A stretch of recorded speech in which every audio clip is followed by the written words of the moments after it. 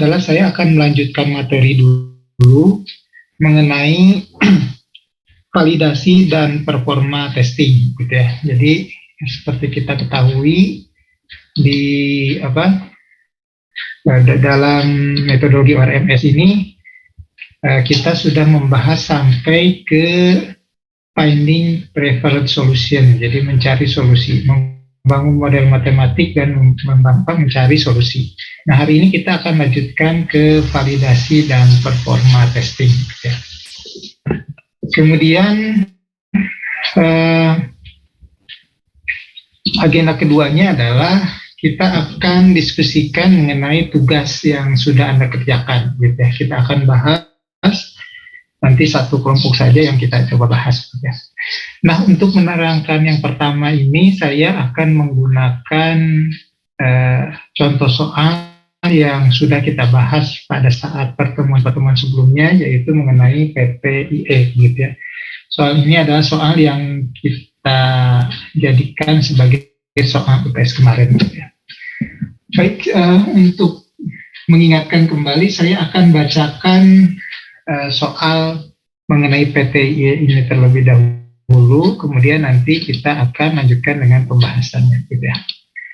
Oke, saya bacakan dulu soalnya. Perusahaan minum IE adalah distributor produk minuman ringan dengan gudang utama yang terletak di Bandung.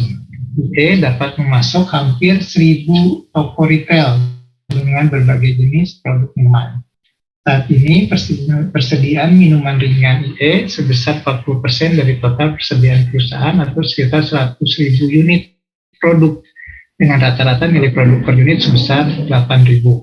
Dengan demikian, IE memperkirakan nilai persediaan minuman ringan sebesar 800 juta. Pemilik perusahaan minuman IE melihat situasi ini sebagai masalah karena biaya persediaan dianggap sangat tinggi. Manajer gudang telah memutuskan untuk melakukan studi rinci terhadap biaya persediaan yang terkait dengan perusahaan MOSI, yaitu perusahaan yang menjadi supplier utama bagi perusahaan IE. Tujuannya adalah untuk menetapkan besar kuantitas pesanan agar diperoleh biaya serendah mungkin. Berdasarkan data lapangan, manajer menemukan bahwa permintaan rata-rata adalah 5.000 unit per minggu dan holding cost sebesar 25% dari nilai persediaan.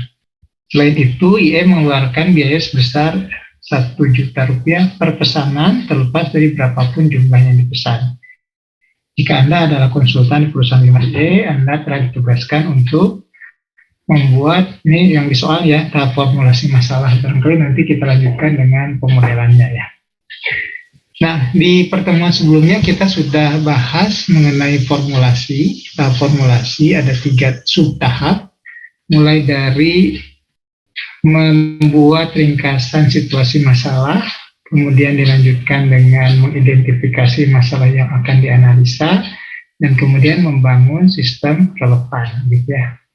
Nah, saya tidak akan membahas mengenai membuat ringkasan situasi masalah karena saya pikir ini sudah pernah kita bahas. Sementara untuk 2 poin yang ini barangkali saya akan ingatkan lagi, gitu ya. Oke, kita lanjutkan. Ini yang sudah kita bahas pada saat mengidentifikasi masalah. Kita mulai dulu dengan hierarki sistem, gitu ya. Hierarki sistem ini adalah bicara tentang narrow system, wider system, dan environment.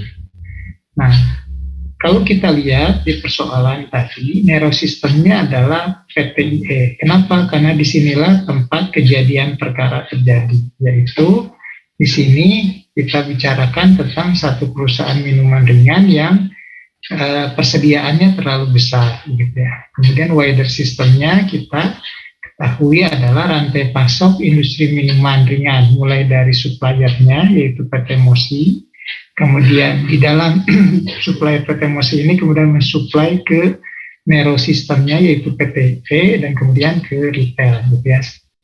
Nah, ini rantai pasoknya, supplier PT MOSI, perusahaan PTIE, dan konsumennya adalah retail.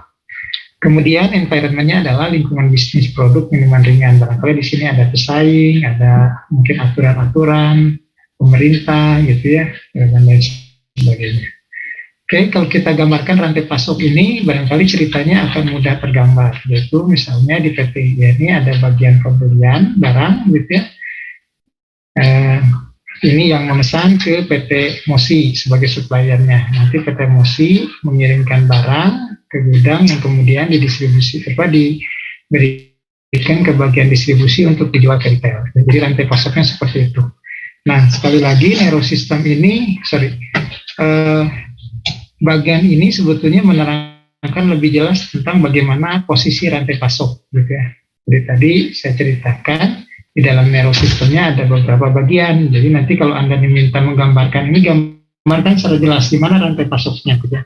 Pembelian, memesan barang ke Mosi, Mosi ngirim barang, simpan ke gudang, kemudian diberikan ke bagian distribusi untuk selanjutnya dijual ke retail, ya. Oke, dari sini saya bisa melihat bagaimana stakeholder yang terlibat, mulai dari problem owner, yaitu orang yang merasa tidak puas terhadap kondisi saat ini, syaratnya itu ya, dan tahu kapan masalah selesai. Nah, dalam hal ini adalah pemilik perusahaan. Ya. Kemudian dilanjutkan dengan problem user. Siapa problem user? Problem user itu adalah orang yang menjalankan keputusan dari problem owner. Barangkali kalau saya lihat di sini yang tepat adalah bagian pembelian, gitu ya. Bagian pembelian ini yang nanti akan memesan barang ke supplier. Tapi kalau Anda menuliskan manajernya juga, manajer pembelian boleh juga. Kan tepat kalau mau eksekutor ya bagiannya, gitu ya. Kemudian ada problem customer, yaitu bagian yang terkena dampak dari keputusan. Nah, barangkali gara-gara bagian pemilihan memesan barang ke supplier, maka nanti supplier akan mengirimkan barang sejumlah dengan pembelian tadi kemana.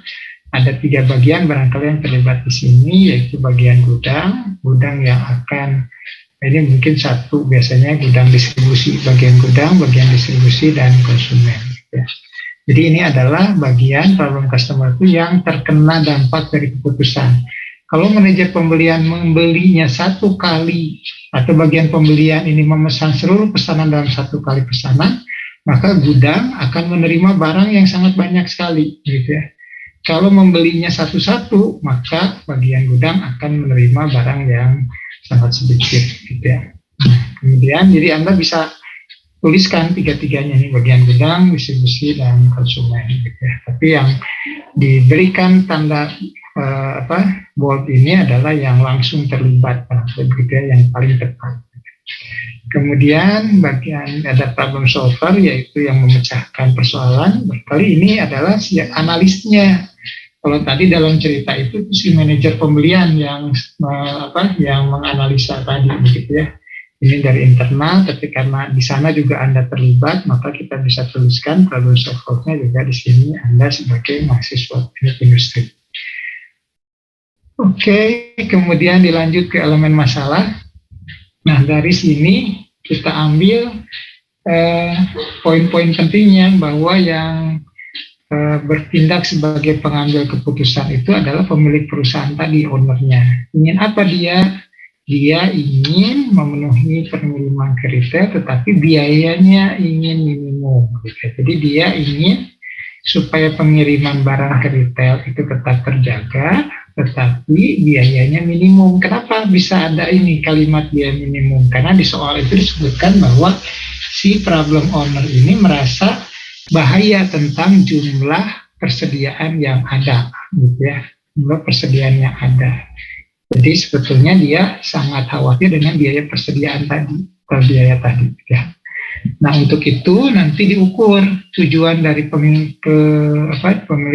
perusahaan ini dengan ukuran kinerja, yaitu dia ingin supaya biayanya murah, total biaya murah. Dari mana kita tahu ada biaya pesan dan simpan? Karena persoalan kalau bicara tentang biaya inventory pasti ada biaya simpan dan biaya pesan, ya. Oke. Kemudian kriteria keputusannya ingin meminimumkan, tentu total biaya ini harus diminimumkan, tetapi harus ada rentang waktunya. Nah, di sini rentang waktunya dalam satuan minggu, ya, per minggu, ya. Kemudian alternatif program adalah keputusan yang harus diambil oleh si pemilik pengambil keputusan si pemilik perusahaan ini, yaitu apa? Dia harus menentukan berapa besar ukuran pemesanan. Di soal ini ada terlihat jelas ya, besar ukuran pemesanan ke PT Mosi. Konteks masalahnya diambil dari hierarki tadi, diambil dari rantai pasok, yaitu mulai dari supplier, PT Mosi, ke IE sebagai narrownya, dan kemudian ke konsumen, yaitu retail. Oke, baik. Sambil mengingat-ingat, kira-kira sampai sini ada pertanyaan nggak?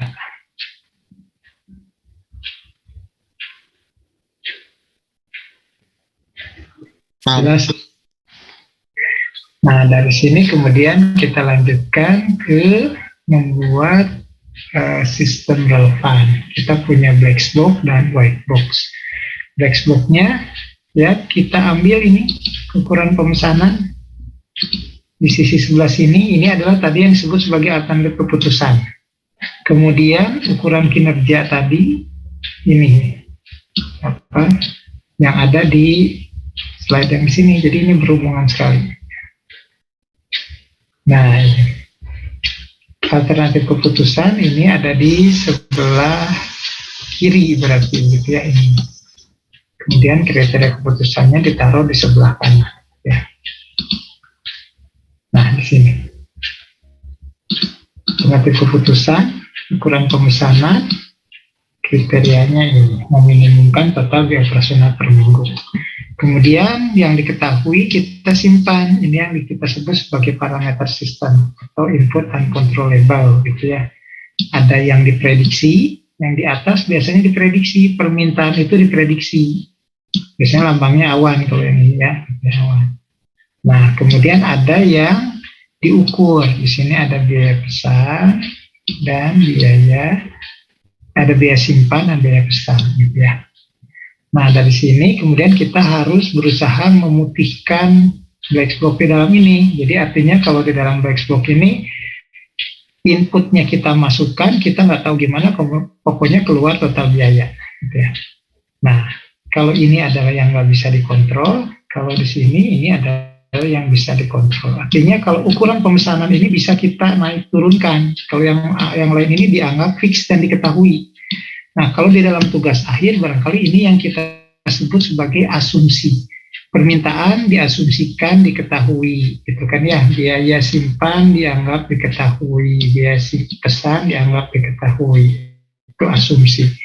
Nah, asumsi ini berdasar dari mana permintaan dianggap diasumsikan diketahui, karena saya memprediksi. Lewat prediksi, begitu ya, ada hitungannya. Dari mana biaya simpan diketahui? Karena kita mengukur dari data-data sebelumnya. Jadi ini dianggap fix, yang ini tuh ya, sebagai data.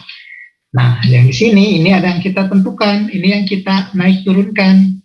Penelitian dalam tugas akhir itu sebetulnya menentukan ini nih, menentukan, ini tujuan penelitian.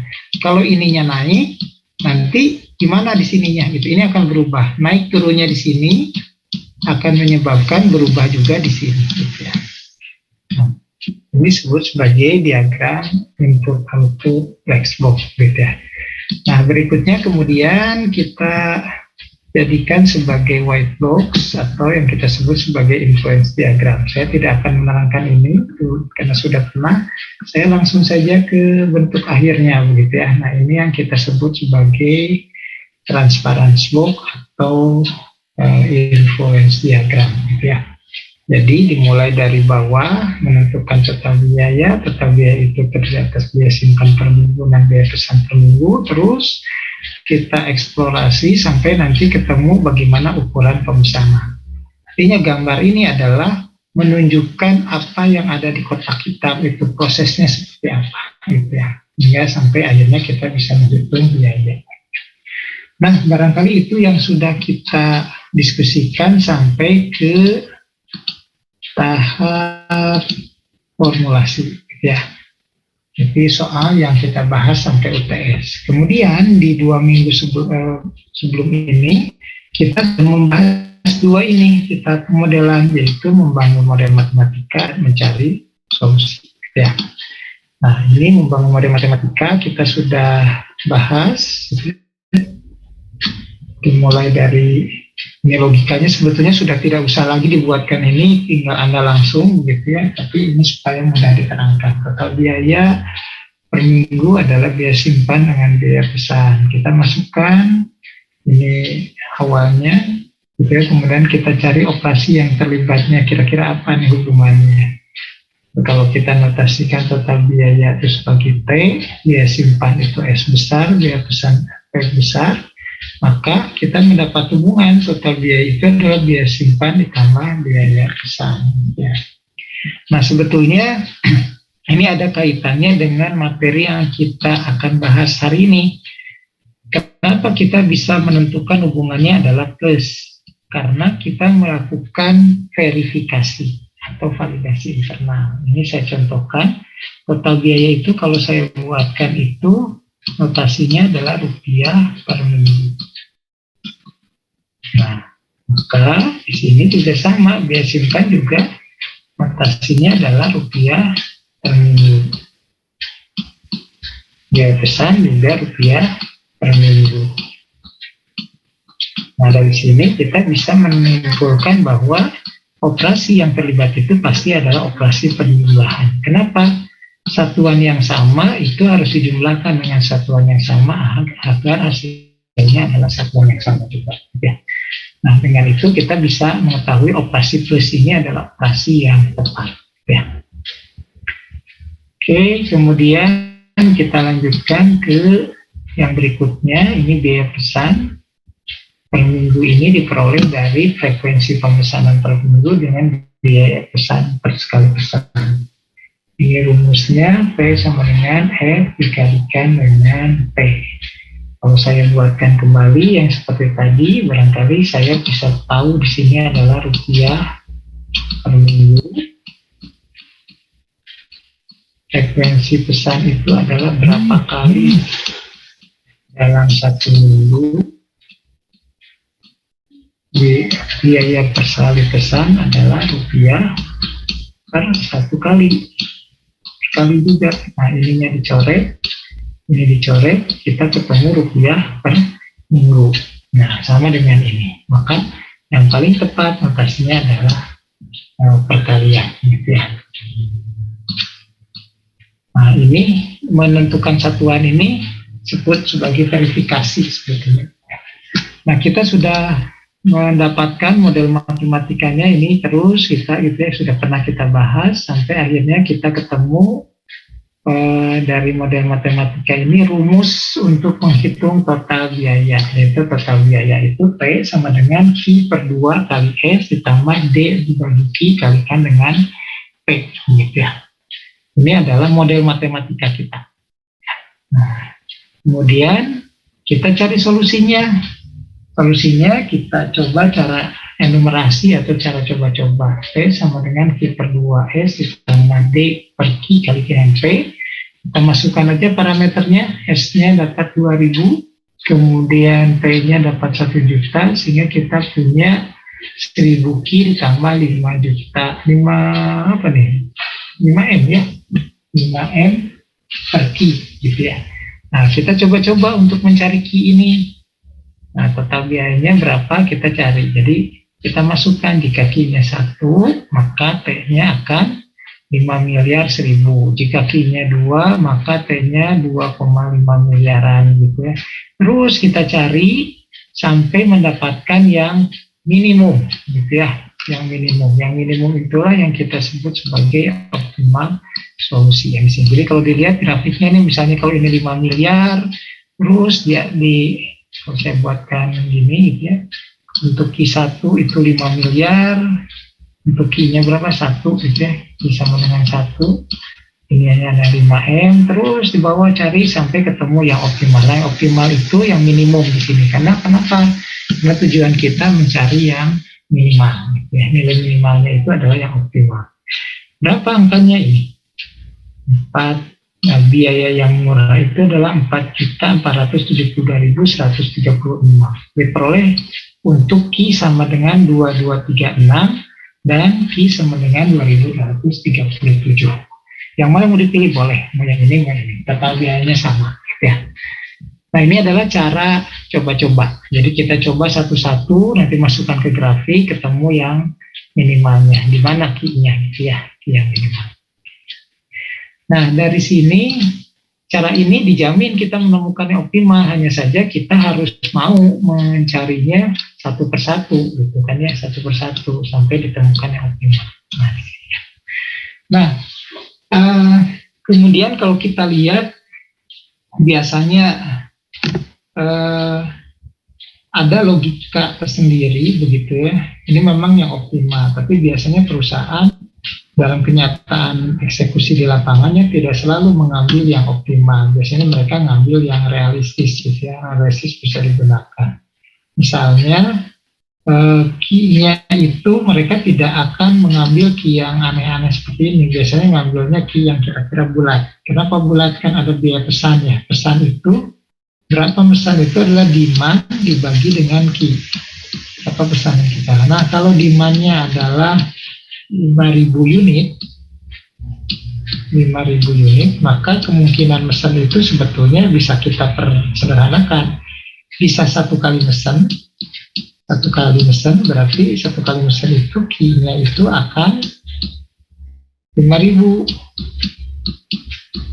Nah, ini juga pencarian solusi cepat juga dengan cara coba-coba gitu logika. Atau 2 kali barangkali ya. 2 kali. Kalau 2 kali berarti key-nya itu adalah 2.500. Atau mungkin 3 kali. Nah, 3 kali. Kalau 3 kali maka key-nya itu barangkali 5.000 aja dibagi 3 gitu kan ya. 5.000 bagi 3 berapa? Dapat berapa?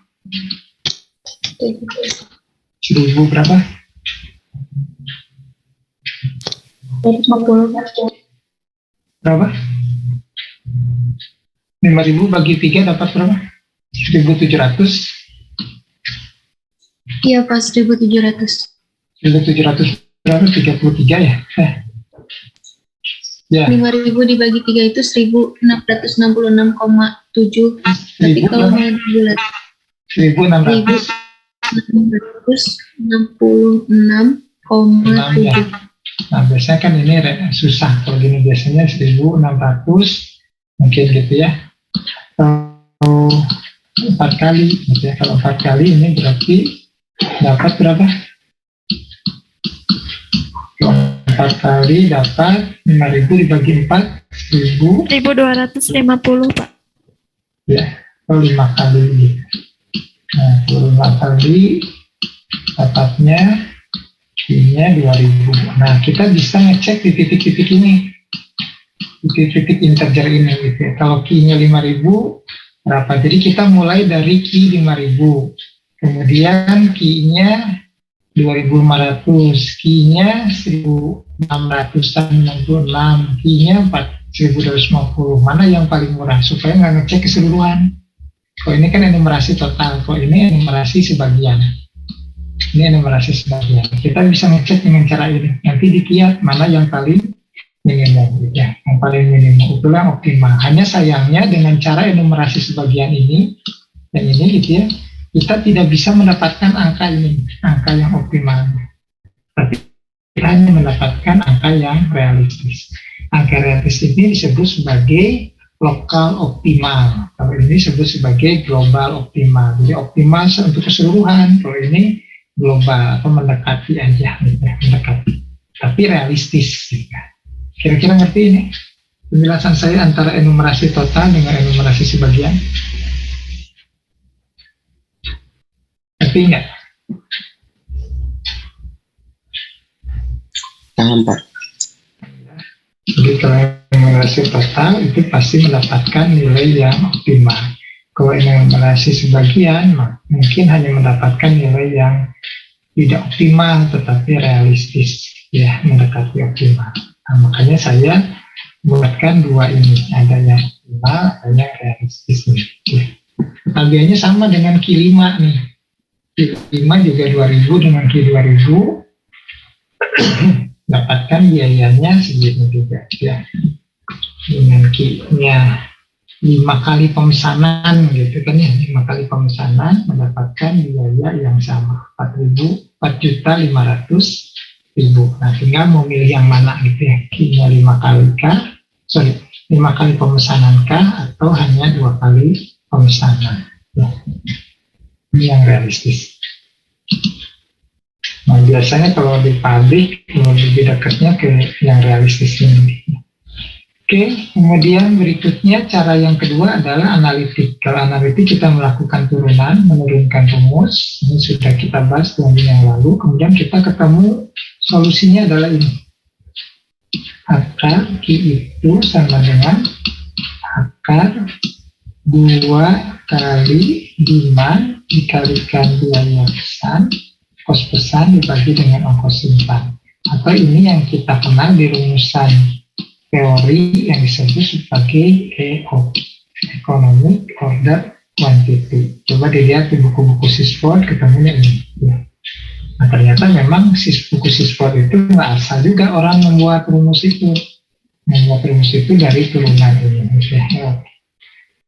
Nah, kalau kita coba EOQ ini, kita masukkan nilainya, berapa nilainya gitu ya. Nah, ini akan ketemu nilainya. Nah, ini kita masukkan nilainya, ternyata ketemu sama 2236.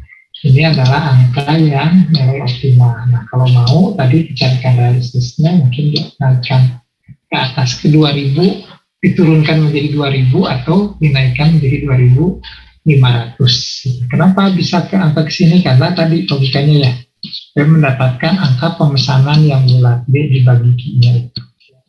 Kalau Q-nya 2000, berarti nanti pemesanannya akan 5 kali besar. Kalau Q-nya 2500, maka pesanannya akan 2 kali. Biayanya, total biayanya tetap sama, pesan 5 kali maupun 2 kali, total biayanya tetap akan sama. Tinggal kita mau gimana gitu ya. Mau pesan berkali-kali kah atau 2 kali, tetap sama. Biasanya yang dilihat adalah kapasitas gudang, barangkali begitu yang menjadi constraint-nya. Mau disimpan, penyimpanannya kuat enggak kalau kita mesennya 2500. Oke, saya pikir ini menunjukkan bagaimana EOQ ini adalah satu formula yang optimal.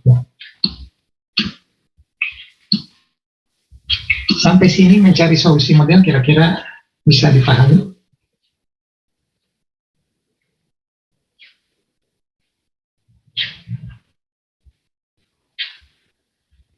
Bisa dipahami?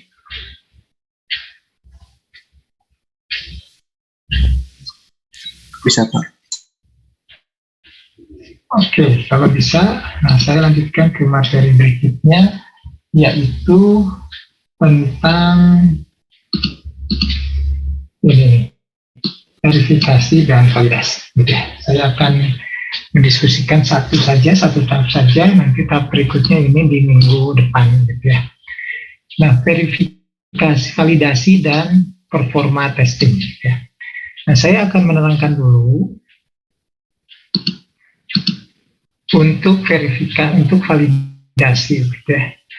Sebetulnya validasi itu adalah menyamakan bagaimana model kita itu dianggap sama enggak dengan dunia nyata.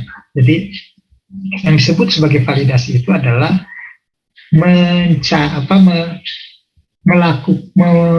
mengidentifikasi gitu ya, apakah model kita itu sudah sama belum dengan dunia nyata. Jadi kalau saya membangun model, ini adalah dunia nyata. Saya membangun model itu pertama-tama pasti membuat dulu model konseptualnya.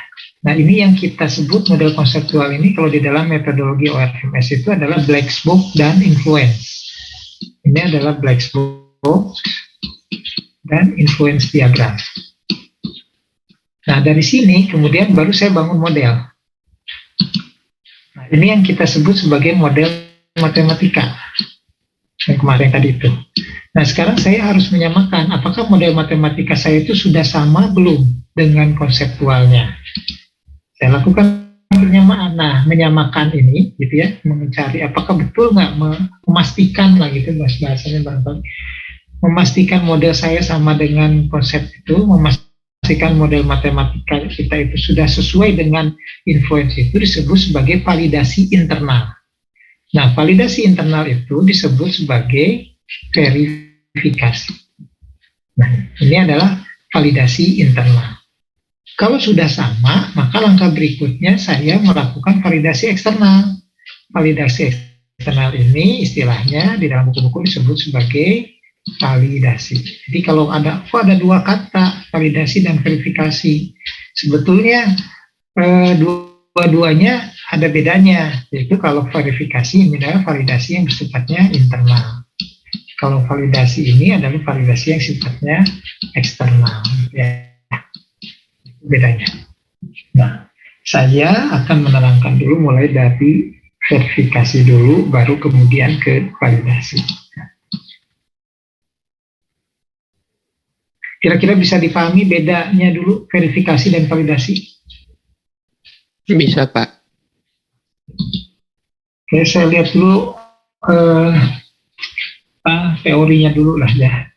Kalau di validasi internal atau verifikasi itu sebetulnya menguji kesesuaian antara model konseptual dengan model matematika kita atau model final kita. Ada dua hal yang bisa dilakukan oleh kita. Satu, cek kesesuaian dan logika model. Salah satunya adalah dengan melakukan pengecekan satuan, seperti yang saya tadi jelaskan di awal. Satuannya sama, berarti sudah oke, logikanya benar nggak? Jadi pada saat kita membuat influence, sebetulnya kita sekalian melakukan verifikasi sebetulnya. Total biaya itu dari mana dapatnya? Dari biaya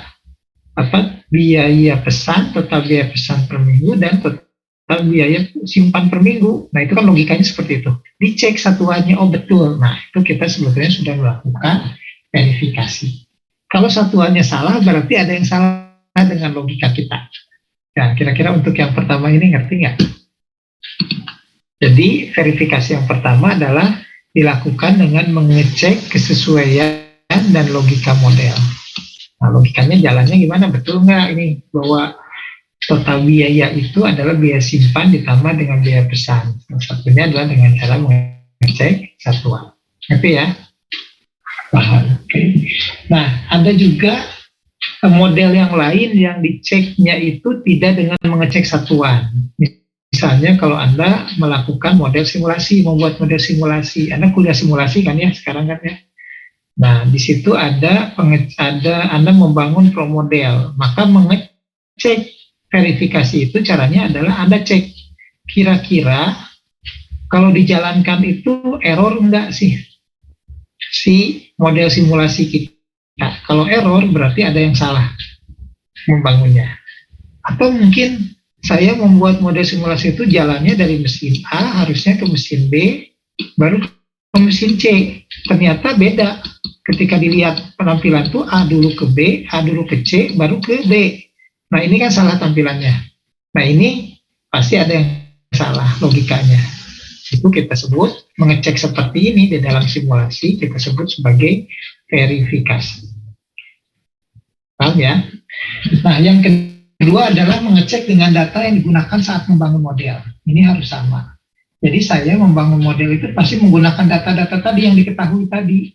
Kita cek, hitung total biayanya. Tadi kan kita menghitung total biaya, menghitung Q, kemudian menghitung P. Kita ya, Q-nya dicari, P-nya dicari. Nah, kita cek, cara ngeceknya gimana? Kalau ini datang ke bagian akunting biasanya. Untuk biaya ya, untuk biaya datang ke bagian akunting. Benar nggak sih kita mesennya itu total biayanya tadi ketahuan berapa ya tadi ya? Misalnya kalau mesennya itu langsung satu kali 5.000 gitu ya. Misalnya kalau di soal tadi nggak diketahui sih, nggak bagus soalnya. Nah, misalnya perusahaan itu mesennya satu kali pemesanan itu berarti Q-nya 5.000 kan. Nah, total biayanya 6 juta. Coba cek, benar nggak ke bagian akunting perusahaan itu mengeluarkan uang 6 juta, yaitu dari biaya simpan dan biaya pesan. oh ternyata betul. Kalau betul berarti model kita sudah sesuai. Jadi caranya ini ngecek data. Nah, ngecek data caranya. Kalau sudah sama, kita cek dulu benar nggak biaya simpannya tuh butuh 5 juta gitu kan. Oh iya betul, ternyata biaya simpannya butuh 5 juta. Biaya pesannya betul nggak 1 juta, kita mengeluarkan uangnya betul. Dijumlahkan jadi 6 juta, cek di bagian akunting, ya memang keluar 6 juta minggu kemarin. Nah, berarti model kita sudah betul. Nah, itu kita melakukan apa yang disebut sebagai verifikasi. Baik, saya harus berhenti dulu di sini. Kira-kira ngerti nggak yang saya jelaskan tadi? Jadi ada 2 cara, cek sesuaian model dan mengecek ke secara fisik lah, gitu ya, ke bagian yang terlibat. Berarti ya. Baik, Ya. Kalau ngerti, kita lanjutkan dengan validasi sekarang, validasi eksternal. Nah, kalau validasi eksternal ini kita ngecek apakah model sudah valid dalam merepresentasikan realita. Nah, artinya kalau ini kita ngecek dengan sama juga ke eksternal kita, maksudnya ke dunia nyata, ke akunting tadi, tetapi tidak boleh menggunakan data yang sama. Jadi harus menggunakan data yang lain. Misalkan kalau tadi data yang kita pergunakan itu adalah data pada minggu 1, maka kita harus memvalidasi itu dengan data minggu kedua, minggu ketiga, atau minggu keempat. Pokoknya datanya tidak boleh menggunakan data yang sama. Kalau tadi misal 6 juta itu adalah di data minggu pertama, nah mungkin minggu kedua, minggu keempat ini berbeda. Nah, kita cek kalau masih sama angkanya, maka berarti model kita sudah betul. Nah, caranya gimana? Ya tadi kita harus diskusi dengan stakeholder. Siapa? Barangkali problem owner, problem user, gitu ya. Kita cerita dengan mereka, ini gini model saya nih. Saya coba cek ke lapangan, apakah angkanya sama enggak gitu. Ketika dicek ternyata sama, berarti model kita sudah tervalidasi. Oh ternyata angkanya ada agak beda. Bedanya sedikit, kalau masih bisa ditolerir oleh stakeholder, misalnya bedanya cuma 100 rupiah, 200 rupiah gitu ya. Kenapa bisa ada beda nih, atau bedanya 50.000 gitu ya. Nah itu kita serahkan ke stakeholder, sudah benar nggak, ada nggak data yang tidak kemasukan sama kita, barangkali datanya. Oh iya ada, ternyata waktu kita nurunin barang gitu ya, waktu kita datang ke sana ke supplier, mesen barang, kemudian diturunin barangnya di pabrik kita, si supirnya kita kasih uang 20.000 gitu. Kan itu termasuk biaya juga kan ya. Kita nggak nyatet itu kemarin gitu. Waktu ngitung di model kita nggak memasukkan ada biaya bongkar pasang, ada biaya muat barang, turun muat barang gitu. 20.000. Nah itu yang kita validasi dengan ini. Oh bedanya dari mana? Oh kemarin ada biaya bongkar muat barang 20.000 gitu ya. Ketika dipesannya 2 kali kita keluar harga 40.000. Nah ini menjadi beda. Nah kalau udah ketahuan maka kita kemudian masukkan biaya itu kembali ke dalam model. Gitu ya. Ada biaya yang lain ke dalam komponen biaya pesan atau biaya komponen biaya pesan. Oh ada punglinya, ya kita harus masukkan tuh itu ke dalam biaya apa, biaya lain-lain kan apa gitu ya. Nah jadi yang dari sini sebetulnya verifikasi atau validasi ini adalah memastikan model kita ini sudah cukup baik nggak kalau dipakai gitu. Untuk memastikan itu. Jadi kredibilitas model ini kita cek, kalau sudah oke, maka mungkin sudah bisa digunakan gitu ya. Kalau sudah bisa digunakan, kredibilitasnya oke, maka user akan memiliki kepercayaan yang tinggi terhadap penggunaan model kita. Jadi ini ngecek dulu sebelum dipakai. Oke. Baik, saya berhenti lagi di sini. Kira-kira validasi eksternal bisa difahami nggak? Bisa, Pak. Baik. Kalau bisa, kita lanjutkan. Nah, baru kemudian, ini sebetulnya yang tadi saya terangkan, data yang digunakan untuk validasi tidak boleh data yang sama, harus data yang berbeda tadi ya. Nah, kemudian nanti biasanya suka ada beda tadi tuh, seperti kalau beda itu errornya dari mana, kalau deviasinya kira-kira masih bisa ditolerir, mungkin nggak perlu diperbaiki. Misalnya tadi kan ada beda 40.000, kata si orang itu biarin lah, itu bedanya sedikit, nggak usah diperbaiki, nggak usah dimasukkan ke sana juga, saya nggak masalah. Ya oke, berarti masih bisa ditolak. Ya. Oke, selanjutnya kalau si user sudah percaya, maka kemudian kita tunjukkan ke si user performansi solusi yang kita hasilkan. Nah, bagaimana caranya? Nah, caranya adalah kita bandingkan solusi yang kita buat dengan solusi yang ada di perusahaan. Nah, kita bandingkan. Jadi kita bandingkan, misalkan solusi di perusahaan itu kemarin dengan satu kali pesanan itu berapa hasilnya, biayanya. Nah, kita yang usulan kita dengan model kita tuh misalnya tadi dapat 2 kali pesanan, apakah lebih murah atau tidak gitu. Nah, itu yang kita lakukan. Jadi membandingkan kebijakan existing dengan kebijakan yang diusulkan. Kalau lebih baik, barangkali model kita bisa diteruskan. Kalau lebih jelek, ya kita berarti ada yang salah gitu ya. Sama kayak tugas akhir. Tugas akhir kan Anda sebetulnya menyelesaikan masalah di perusahaan. Nah, pada saat ternyata di perusahaan itu total biayanya diperoleh misalnya 6 juta, kemudian Anda mengusulkan model usulan. Ini existing ya yang ada di perusahaan. Existing menghasilkan 6 juta dengan satu kali pesan. Ini Anda mengusulkan model baru. Ternyata harganya jadi 7 juta. Baik mana kira-kira? Model usulan atau existing?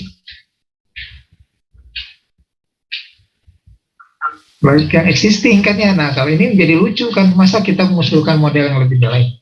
Nah, artinya nanti perusahaan tidak akan percaya kalau begitu gitu ya. Tidak akan percaya, nggak akan mau. Nanti kesimpulannya di TA kita akan gini nanti, lebih baik menggunakan model perusahaan dan jangan menggunakan hitungan saya gitu yang ada di TA, kan jadi lucu. Nah, jadi harusnya pada saat pengujian performansi itu model usulan kita itu harusnya lebih baik dari model yang diterapkan di perusahaan dengan kondisi existing, sehingga nanti langkah ini sebetulnya menentukan apakah kita akan go honor no go. Kalau go itu artinya perusahaan sudah percaya ke kita bisa melanjutkan proyek. Kalau no go berarti kita harus memperbaiki atau mungkin perusahaan akan meng-cut gitu ya, akan meng-cut hitungan kita gitu ya. Udah nggak usah diterusin karena hitungan di perusahaan saya juga lebih baik dibanding dengan usulan kan. Jadi ini adalah langkah itu sebetulnya adalah langkah go no go yang menentukan terus jalan atau tidak. Oke, itu barangkali yang secara teori mengenai validasi dan performa testing. Nah, berikutnya barangkali saya akan tunjukkan nih contohnya. Ini yang contoh ya, yang tadi. Pada saat kita melakukan verifikasi, T sama dengan S ditambah P rupiah per minggu, kemudian per minggu, rupiah per minggu juga, maka yang paling tepat adalah penjumlahan tervalidasi, itu kan checklist. Terus semua dilakukan ini sampai ke yang terakhir gitu ya. Benar nggak rumusannya? Kalau ternyata seimbang, setara, betul, maka berarti model kita sudah oke. Nah, sekali lagi, meskipun tadi dalam kotaknya berbeda, verifikasi itu biasanya sekali lagi dilakukan berbarengan dengan pembuatan influence diagram tadi. Dilakukan berbarengan dengan pembuatan influence dan juga model matematika. Karena barang-barang di sana biasanya. Kemudian divalidasi ini. Ini juga masih melakukan validasi yang tadi mengecek, kita cek ke bagian keuangan. Oh, ternyata 6 juta, di sini juga 6 juta sama, kalau sama terverifikasi. Nah, validasi ini dipakai dengan data pada minggu-minggu yang lain tadi yang saya terangkan gitu ya. Nanti dicek kalau sama berarti oke. Kemudian ini pengetesan performa tadi kita membandingkan misalnya menggunakan solusi perusahaan, mesennya misalnya 1 kali pesanan 5.000, diperoleh biaya 6 juta. Sementara dengan model kita dengan optimal, nilai Q optimal diperoleh segini, lebih baik kan gitu ya. Kemudian kalau enggak juga usulan kita yang model realistis, mesennya 2 kali nih gitu ya. Ini juga lebih murah, 4.500.000 lebih murah dibandingkan 6 juta. Sehingga kesimpulan dari kita adalah model usulan kita itu memiliki performa yang lebih baik dibandingkan dengan model yang atau dibandingkan dengan solusi perusahaan. Ya. Oke, kira-kira bisa dipahami penerangan saya sampai di sini. Saya Bisa Pak. nanti di minggu depan kita lanjutkan di sensitivitas. Jadi biasanya kalau sampai sini perusahaan itu masih belum percaya. Kenapa belum percaya? Dia akan nanya lagi, kira-kira kalau ternyata ada perubahan di lapangan, gitu ya. Apa perubahan di lapangan tuh? Ternyata demand-nya itu tidak 5.000, tapi kadang-kadang suka naik juga permintaan itu. Kadang-kadang naik 10%, misalnya jadi 5.500 gitu ya. Kira-kira model yang kita ini masih bisa bertahan enggak? Kalau saya netapkan key-nya 2.500 sekali mesan, ternyata demand-nya itu naik jadi 5.000, jadi 5.500. Apakah solusi saya itu masih bisa dipakai? Oke nggak bagi perusahaan? Rugi nggak perusahaan kalau menerapkan solusi ini? Nah, biasanya si user akan nanya gitu. Atau kadang-kadang Bapak konsultan, gitu, misalnya kadang-kadang demand sih nggak berubah, tapi biaya berubah, biaya simpannya berubah, biaya pesannya berubah, gitu ya. Kira-kira model kita ini masih oke nggak, gitu ya. Kalau saya menggunakan model dari usulan Bapak ini, kira-kira perusahaan kita jadi rugi atau tetap masih untung, gitu ya. Nah, untuk menunjukkan itu, maka biasanya si pemodel atau kita harus melakukan analisa yang disebut sebagai analisa sensitivitas. Yaitu sebetulnya analisa sensitivitas itu melakukan pengujian terhadap asumsi-asumsi yang sudah kita gunakan. Kan kita mengasumsikan demand itu tetap berapa, 5.000 per minggu, padahal sebetulnya bisa jadi enggak. Atau kita mengasumsikan biaya simpan dan biaya ongkos simpan dan ongkos pesannya itu tetap, padahal bisa jadi enggak. Nah, jadi kita melakukan analisa sensitivitas terhadap perubahan-perubahan yang mungkin gara-gara kesalahan kita memprediksi atau mengukur tadi, kesalahan asumsi tadi. Nah, itu yang disebut sebagai analisa sensitivitas yang kita gunakan untuk membuat model kita itu lebih kuat, lebih tahan, dan membuat si user lebih percaya, gitu ya. Nah, ada dua analisa sensitivitas. Yang pertama adalah analisa pada saat sebelum model digunakan. Itu yang kita kenal di OR, namanya sensitivity analysis. Tapi ada juga nanti di akhir, setelah model digunakan, baru ketahuan salahnya, gitu kan ya. Kalau tadi kan kita mencoba-coba kemungkinan terjadi perubahan asumsi. Nah, ini udah diterapkan, baru ketahuan salahnya. Ternyata demand-nya berubah, nggak 5.000 jadi 6.000 atau 7.000. Jadi udah diterapkan baru kejadian, gitu ya. Nah, itu biasanya harus dianalisa juga oleh kita sebagai konsultan. Itu disebut sebagai analisa error. Nah, minggu depan kita akan membahas dua analisa tadi, analisa sensitivitas dan analisa error. Untuk apa? Untuk memastikan bahwa solusi yang kita berikan itu sudah baik. Ya. Nah, metodologi ini sebetulnya akan sangat terpakai pada saat Anda menyusun tugas akhir dan pada saat nanti Anda bekerja di perusahaan. Tahapannya akan selalu begini pada saat Anda mengusulkan. Ya. Dan ini adalah salah satu kelebihan kita, yaitu bagaimana kita selalu berpola pikir logis begitu dan terstruktur. Ya. Baik, barangkali teori yang atau sesi pertama saya pikir cukup di sini. Saya menerangkan satu sesi yaitu tentang verifikasi, validasi dan performa. Nah, masih ada waktu. Kita akan coba bahas di sesi kedua ini adalah tugas yang sudah saya berikan ke Anda, yaitu sampai ke performa, sampai ke solusi ya, yang poklasar itu. Oke, sebelum saya mulai, Pak, izin bertanya sebelumnya. Oke. Itu Pak, yang kan pas pemodelannya ya Pak, yang perhitungannya, itu berarti kita menyesuaikan dengan model berarti kan Pak, maksudnya permasalahan yang ada. Kalau untuk yang Bapak kan tadi mungkin menentukan total biayanya. Kalau misalkan untuk masalah yang analisis biaya, misalkan BEP-nya yang lain sebagainya, berarti kita bikin rumus sendiri berarti gitu ya Pak? Ya, jadi kita itu disesuaikan, jadi bukan menyesuaikan dengan model. Alur metodologi ini harus memecahkan masalah. Jadi disesuaikan dengan masalah. Kebetulan aja masalah PPIE ini adalah mencari ukuran pemesanan, mencari EOQ, kebetulan saja gitu ya. Jadi bisa jadi kalau di Poklasar barangkali itu masalahnya bukan menentukan ukuran pemesanan, tapi masalah lain. Misalnya masalahnya menentukan BEP, misalnya apa.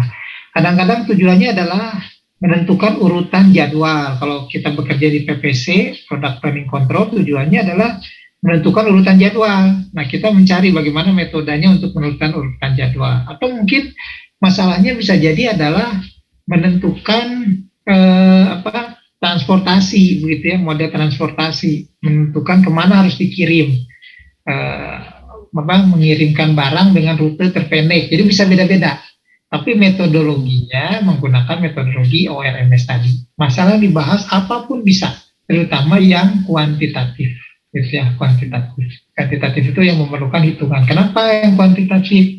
Karena kita menyelesaikannya dengan metodologi OR, yaitu menggunakan pendekatan model matematika. Gitu ya. Jadi masalahnya bisa apapun. Nah, itulah kejelian kita, gitu ya. Tapi Pak, kalau misalkan kan itu kan tadi secara kuantitatif, tapi kenapa pas di verifikasinya berarti kan ini sifatnya berarti subjektif ya Pak? Yang mana verifikasi? Ya verifikasi sama yang validasinya berarti? Enggak subjektif. Ini kebetulan aja di soalnya nggak lengkap, nggak bagus. Jadi kita pada saat masuk ke verifikasi kan ada dua tadi ya. Langkah verifikasi itu bisa dilakukan dengan mengecek kesesuaian logika. Kalau ini kan model kita ya. Nah, kalau yang mengecek dengan data yang digunakan, ini kan datanya kita kumpulkan tuh. Nah, di soal kan ada tuh data yang dikumpulkan oleh kita adalah yang ini. Nah, ini nih, kita tahu data-datanya adalah ada biaya pesan, permintaan. Ini kan data yang kita kumpulkan, dipakai untuk membangun model. Jadi kita lakukan verifikasi itu dengan data itu.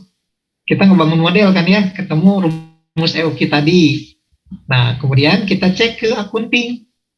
Kita menghitung bahwa jumlahnya itu 6 juta, gitu kan ya. Biaya biaya total biayanya itu. Nah, benar nggak sih model kita tuh 6 juta gitu hasil total biayanya? Coba datang ke accounting, cek lagi, benar nggak gitu kan. Tanya ke accounting, dilihat. Jadi bukan kualitatif, ini menanyakan data ke bagian accounting. Benar nggak sih minggu kemarin tuh kamu ngeluarin uang tuh 6 juta? Pasti cek ke sana, enggak, saya nggak ngeluarin 6 juta, saya ngeluarin 6.500.000 gitu. Berarti kan ada yang salah di kita nih. Ada yang salah. Ada apa yang salahnya? Kita tanya, kenapa 6.500.000? Pasti kita balik lagi ke model kita kan pada saat verifikasi. Mungkin ada rumus yang salah, atau mungkin ada biaya nggak dimasukkan. Oh, ternyata 500.000-nya itu adalah biaya pungli tadi dan biaya turun muat misalnya gitu. Berarti kita harus masukkan ke dalam model tadi lagi datanya. Gitu. Tapi kalau ternyata bedanya 6 juta 10.000 gitu kan ya. Nah, 10.000 ini kan agak sedikit dicek, ternyata oh itu ada ongkos jajan misalnya gitu ya, yang nggak selalu. Nah, kita biasanya lakukan validasi dengan si user kita. Ini ada perbedaan nih gitu ya, 10.000 rupiah, tapi gara-garanya kadang-kadang suka ada parkir misalnya, tapi tidak selalu nih gitu. Kata si user ya nggak apa-apa kalau segitu mah nggak masalah kan ya. Nah, validasi yang ketiga ini pada saat kita melakukan validasi, kita nggak boleh mengecek dengan data yang sama.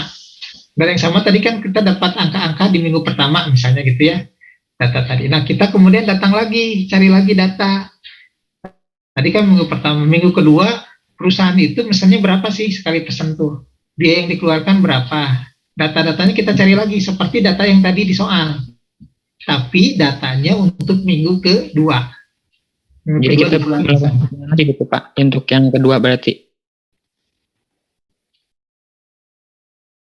Gimana? Yang kedua kita cari data lagi, tapi bukan membangun model, cuma cari data aja. Ngumpulin data lagi. Siapa tadi yang nanya tuh? Ikal Pak, ini tadi. Jadi minggu kedua itu kita cari data lagi, tapi bukan membangun model, cari data lagi. Jadi cari data, kita cari misalnya ya, diketahui sama kita datang ke perusahaan, cari data lagi. Ternyata misalnya di minggu kedua itu sudah ada perubahan. Biaya pesannya itu tadinya kan 1 juta ya. Ternyata ada kenaikan jadi 1.100.000 kan, berarti berubah tuh datanya ya.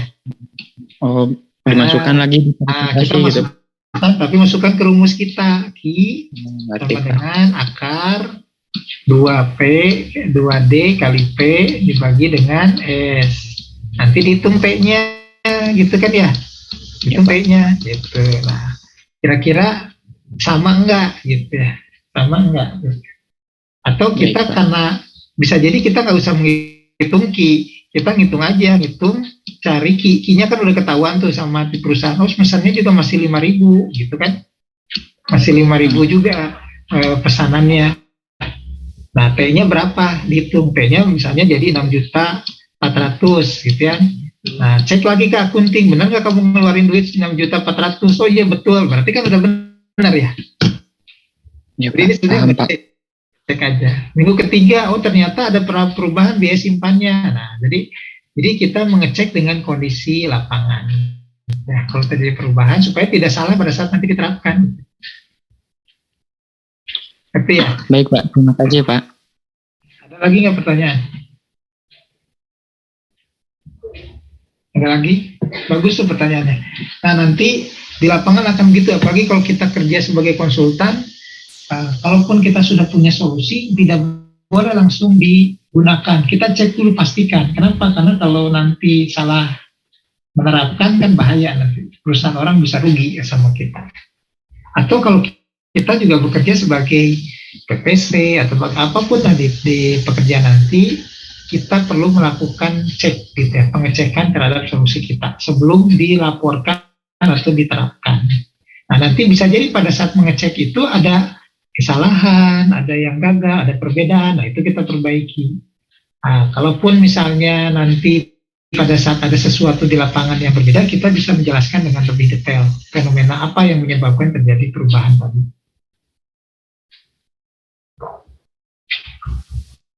Begitu mungkin ya. Oke, kalau ada lagi pertanyaan nggak? Ada lagi nggak? Nah, kalau nggak ada, saya pikir saya akan coba evaluasi apa yang sudah kita tugaskan di minggu kemarin. Nah, pertama ini ada 25 orang, 24 ya, 23 orang barangkali begitu yang hadir saat ini. Saya ingin silakan open dulu kameranya, ya. Nanti saya akan tunjuk siapa yang akan menerangkan, ya.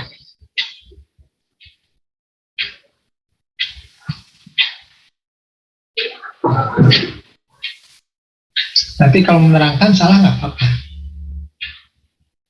Silakan open dulu kameranya.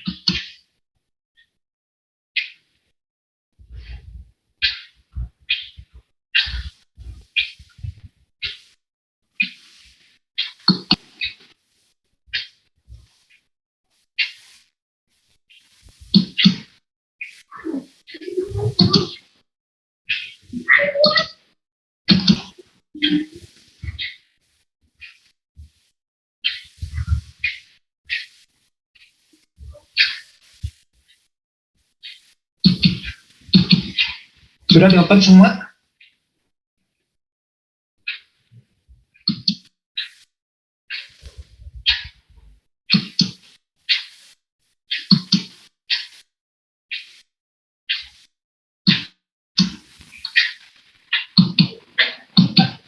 Oke, jadi yang absen sekarang ada 22 orang. Jadi yang saya anggap masuk ini ada 22 orang ya, absen ini. Baik, saya ingin minta, ini belum ada yang masih belum open, silakan open kamera dulu.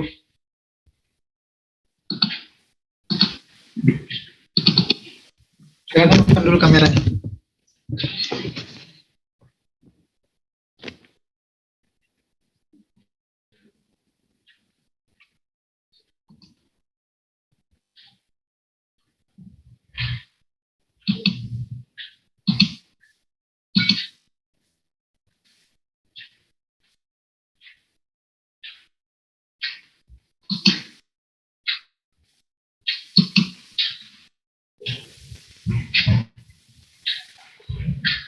Kalau yang open saya tunjuk soalnya. Silakan open dulu kameranya. Oke, sudah open ya. Oke, saya ingin minta yang menerangkan Juan dulu aja lah. Silakan Juan.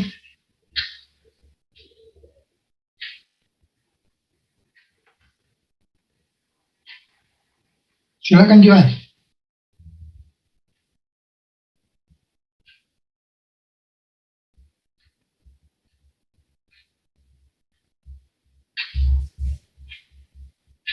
Juan, silakan Juan.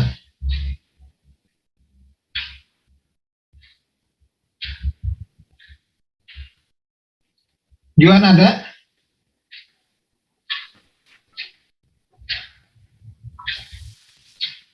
Ya, silakan terangkan Juan.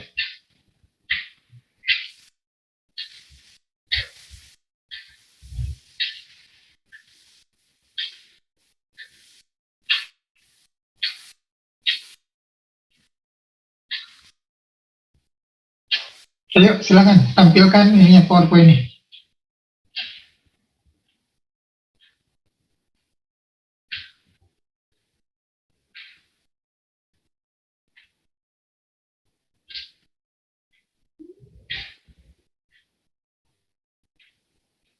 Ayo Juan.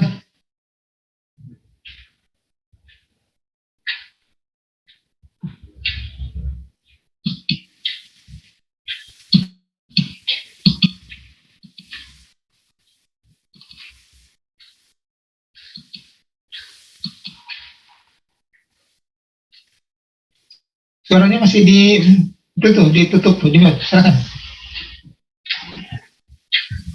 Karena suaranya nggak kedengaran.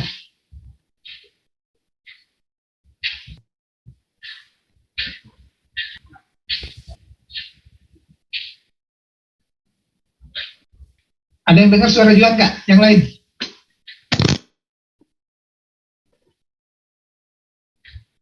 Tes. Nah, ada. Juan nih yang ngomong. Ya Pak? Nah, silakan Juan.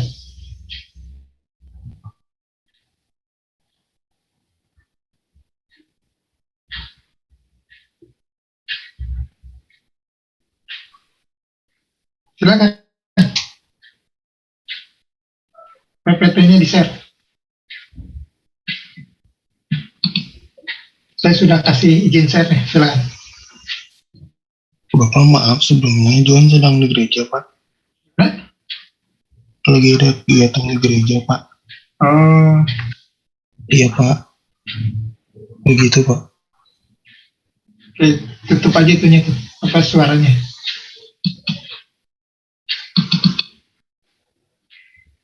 Zoom 1 siapa Zoom 1 tuh?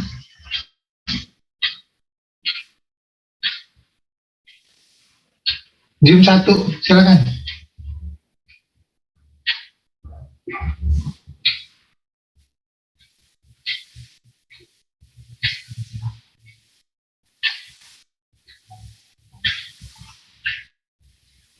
Zoom 1 namanya siapa tuh?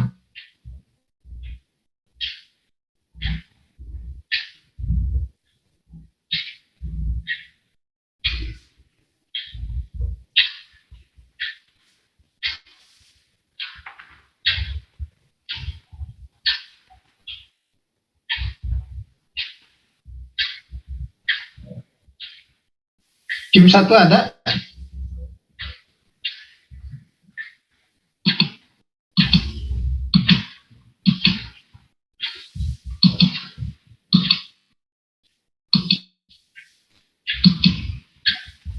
Bilang juga Zoom 1.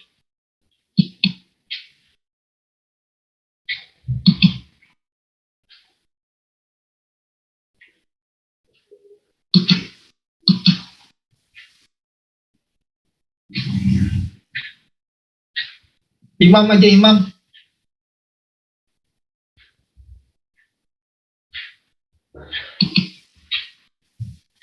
Silakan Mam.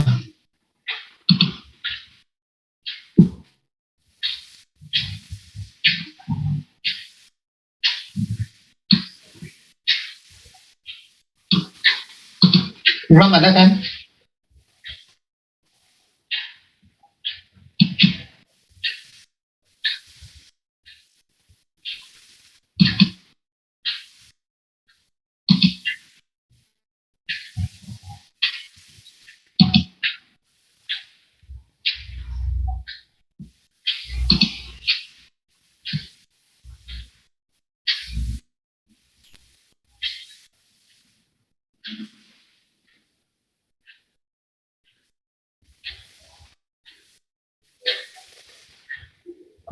Mana Imam bilang lagi juga?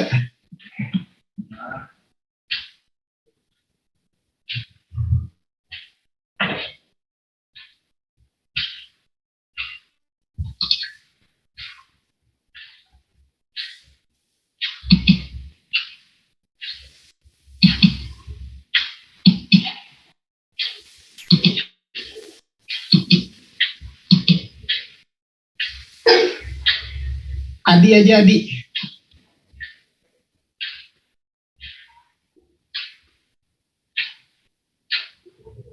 Silakan Di. Ya Pak, tunggu sebentar Pak. Ya, silakan.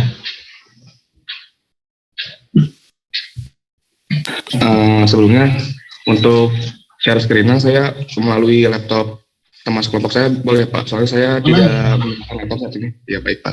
Boleh. Boleh Di. Siapa yang screen-nya?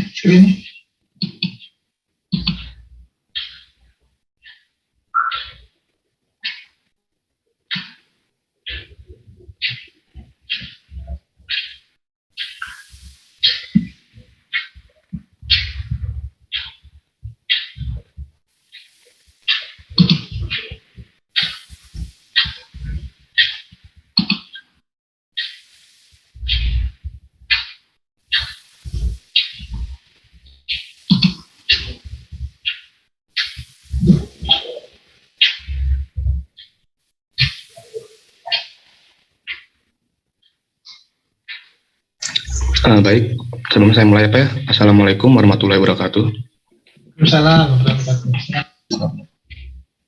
Sebelumnya saya Adi Riansyah dengan NIM 2513191069 mewakili kelompok 7 yang beranggotakan Nuriani Satania dengan NIM 2513191066 dan Dede Ilham Masmudin dengan NIM 2513191067. Saya di sini akan mempresentasikan tugas pemodel sistem dari kelompok 7. Langsung saja, di sini ada aspek struktur. Di aspek struktur itu terdiri dari Hoklasar. Rich picture aja lah. Bagaimana Pak? Picture aja langsung, dari rich picture aja. Ya, baik, langsung ke rich picture-nya saja. Di sini bisa kita ketahui rich picture-nya dari nelayan menjual ikan itu dengan upah Rp300 per kilogram. Nelayan tersebut berdomisili di Desa Detektif Komik, dan nelayan tersebut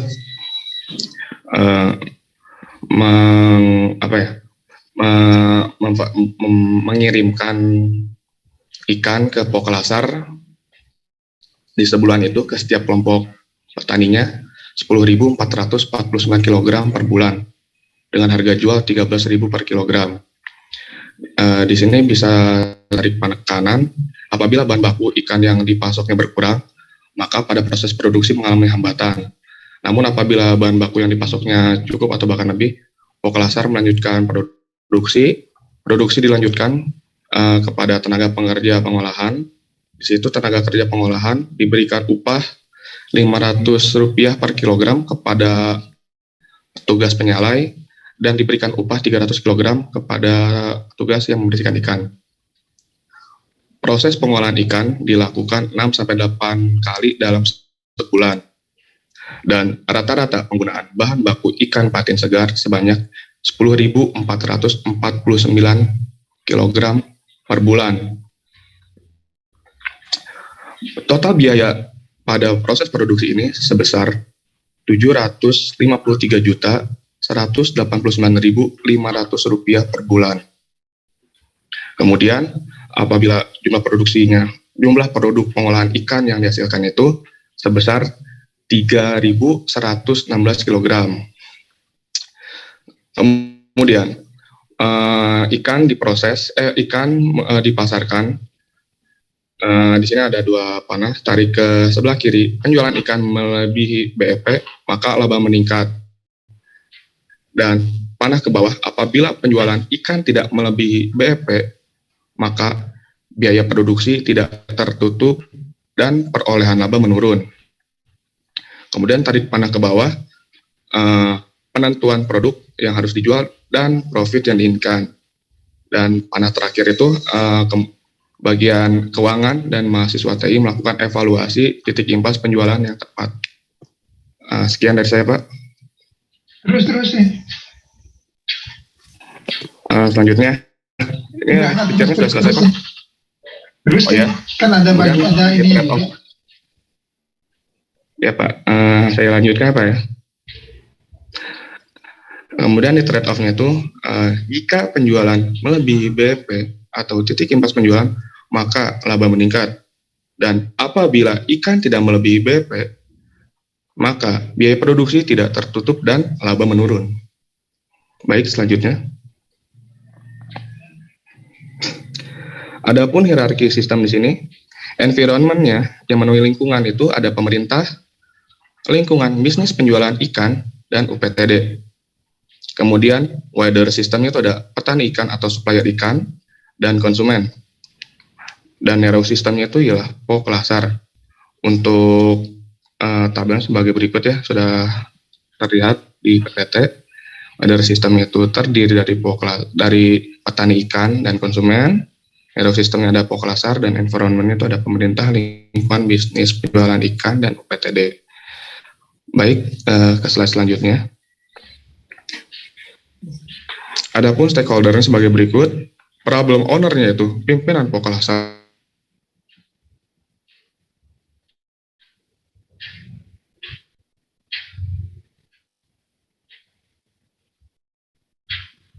Mana suaranya? Diulang. Ya Pak, di sini ada stakeholder-nya yang terdiri dari problem owner-nya itu pimpinan Poklasar itu sendiri. Kemudian problem user-nya itu ada bagian pemasaran dan bagian pemesanan.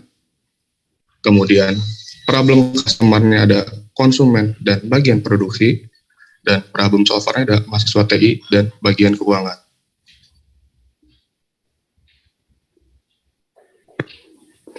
Adapun elemen masalah di sini, pengambilan keputusan ditujukan kepada pimpinan Poklasar dengan tujuan menentukan titik impas penjualan atau target produk yang harus dijual.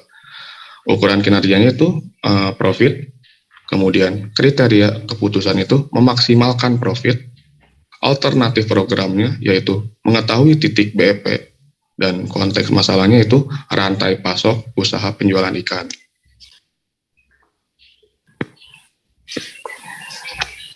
Adapun diagram input dan outputnya sebagai berikut. Di sini diketahui aspek sistemnya itu untuk input terkendali ada ukuran penjualan. Input tidak terkendali ada bahan baku ikan. Input parameter pendapatan dan harga jual. Kemudian ada biaya tetap yang terdiri dari biaya transportasi, biaya listrik, biaya telepon, biaya perawatan, dan lain-lain. Dan ada biaya variabel, diantaranya biaya bahan-bahan, biaya tenaga kerja, dan biaya lain. Dan outputnya yaitu dari profit itu sendiri, yang sebagai fungsi tujuan.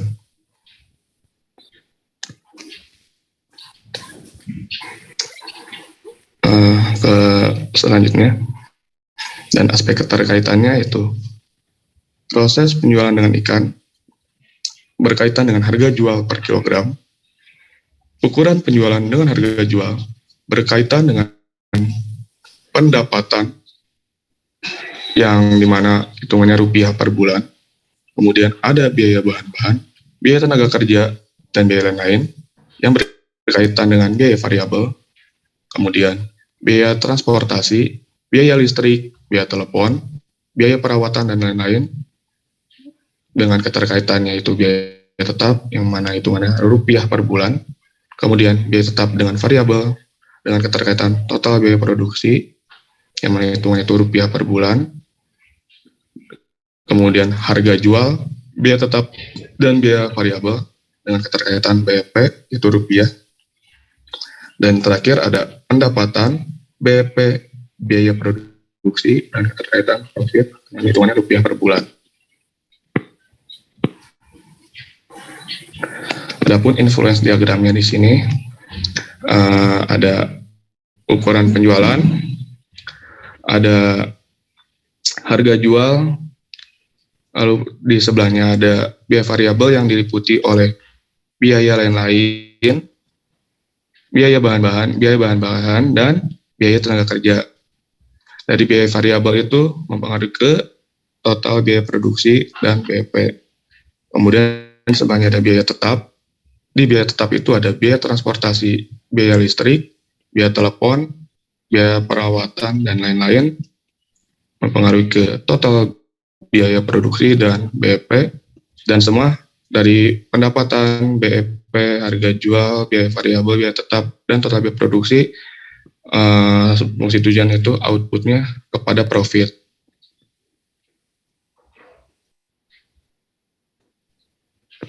Kemudian pemodelannya sebagai berikut.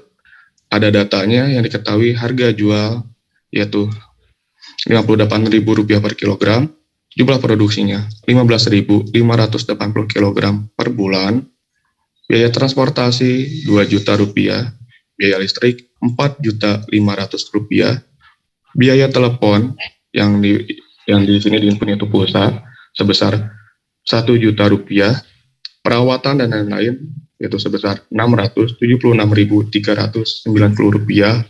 ada biaya bahan-bahan yaitu Rp691.170.000, dan biaya tenaga kerja itu Rp57.460.500, dan ada biaya lain-lain itu sebesar Rp3.150.000.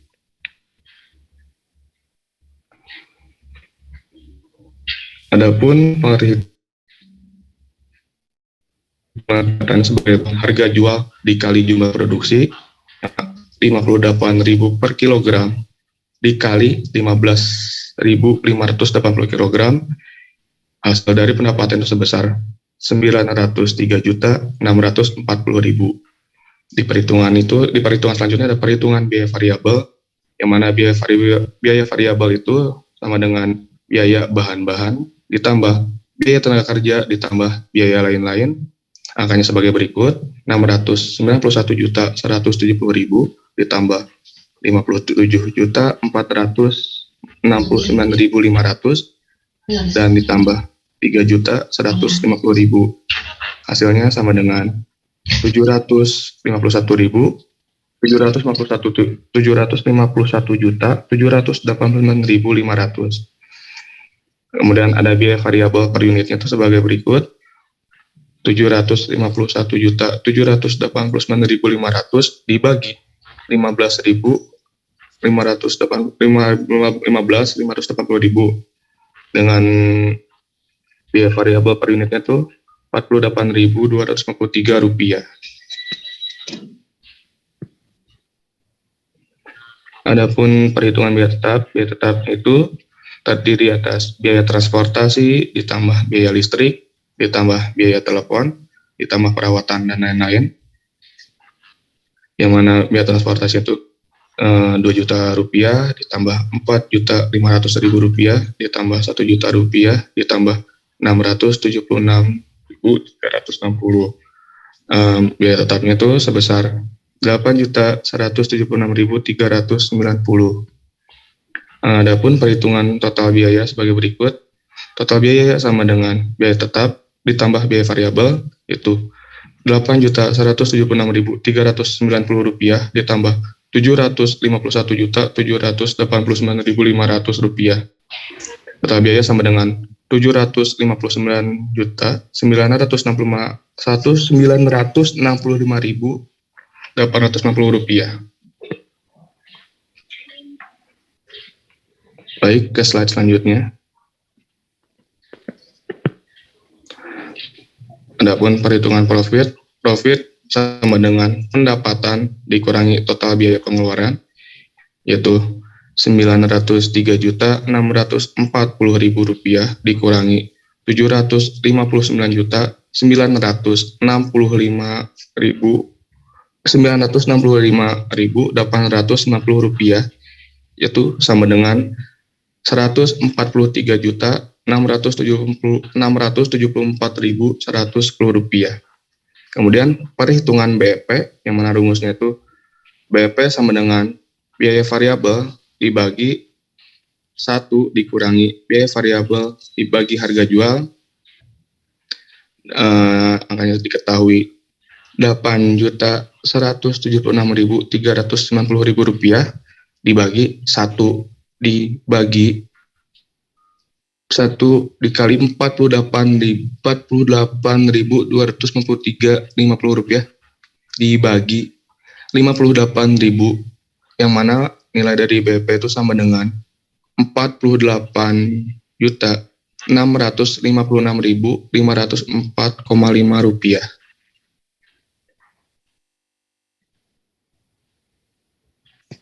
Baik, cukup sekian dari saya.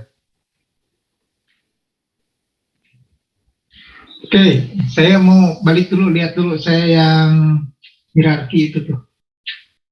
Hierarki mana tuh hierarki psikologi apa? Rantai pasoknya tuh. Jadi gimana ceritanya ini?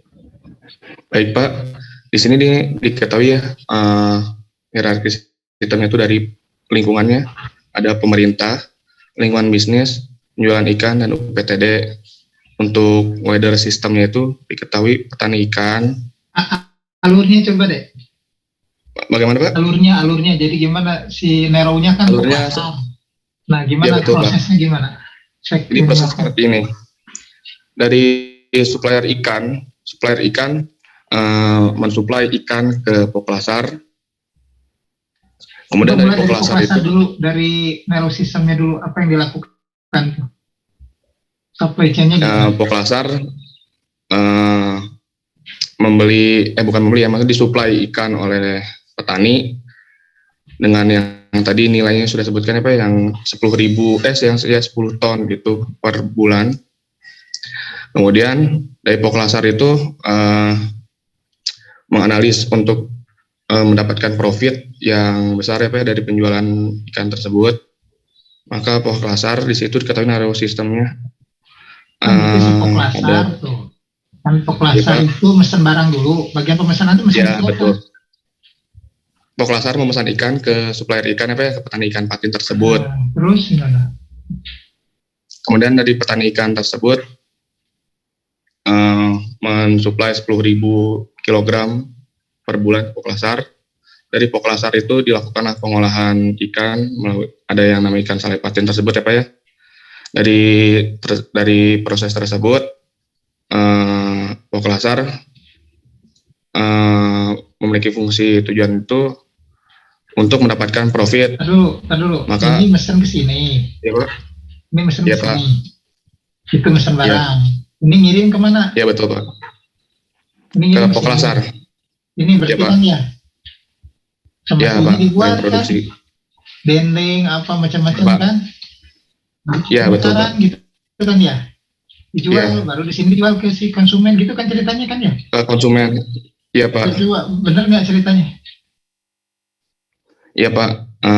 Jadi saya coba jelasin kembali ya melalui garis yang sudah Bapak bentuk. Bagian pemesanan, memesan ikan kepada supplier ikan, kemudian supplier ikan mensuplai ikan patin. Kemudian di bagian produksi mulai melakukan produksi dari ikan patin tersebut. Dari bagian produksi ketika sudah selesai kemudian diproses ke bagian pemasaran. Dari bagian pemasaran kemudian diproses untuk dijual kepada konsumen. Ya. Jadi ini yang memproses kan jadi produk kan, kemudian nanti dikirim ke pemasaran untuk dijual, bukan diproses lagi, dijual gitu kan ya? Iya Pak. Nah yang nggak ketahuan di sini kan ya? Berapa BEP-nya kan gitu ya. Jadi sebetulnya dia harus jual berapa tadi kata, harus jual berapa banyak gitu kan. Iya Pak. Ya, jual berapa banyak produk supaya nanti untung gitu. Kalau disebut nggak untung nggak rugi itu adalah nilainya kalau BEP kan gitu ya. Tadi diterangkan sama itu ya. Berarti kalau dia ketahuan nih BEP itu berarti apa nih? BEP-nya bukan BEP produk, bukan BEP rupiah, tapi BEP unit yang harus dicari itu. Berapa produk kan gitu ya, itu nggak? Iya Pak. Harus jual berapa banyak gitu ya, berapa banyak bukan Pak. berapa rupiah, berapa banyak yang harus dijual kan, berapa banyak gitu, unit gitu yang harus dijualnya. Nah, kalau si ini sudah bisa menentukan berapa unit yang harus dijual, maka nanti kan si ini harus bikin berapa banyak yang harus dibuat kan gitu ya. Kan misalnya ketahuan harus jualnya tuh 1.000 unit, misalnya ya, supaya untung. Berarti nanti bagian produksi harus membuat berapa?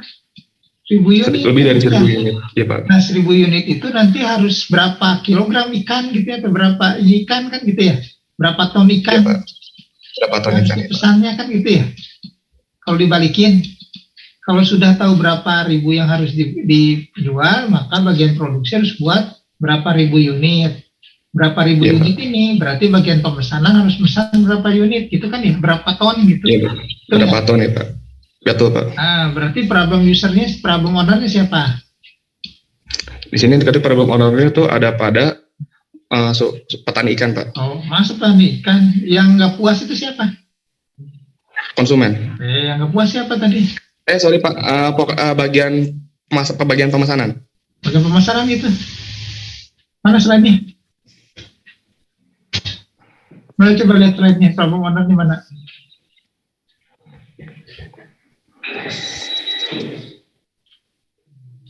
Oh maaf Pak, problem ownernya udah pada pimpinan Poklasar. Kenapa bisa jadi nelayan, bisa jadi penjualan? Gimana, yang benar yang mana, ini atau yang tadi?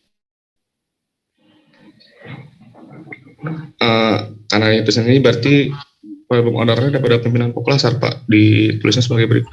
Bukan bagian penjualan.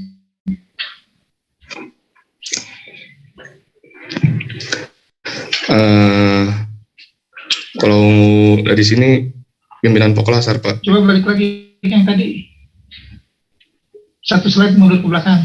Nah, jadi siapa problem ownernya? Kalau dari sini diketahui, kalau dari pemahaman saya ada pada bagian pemesanan Pak. Kenapa bisa jadi beda-beda kita?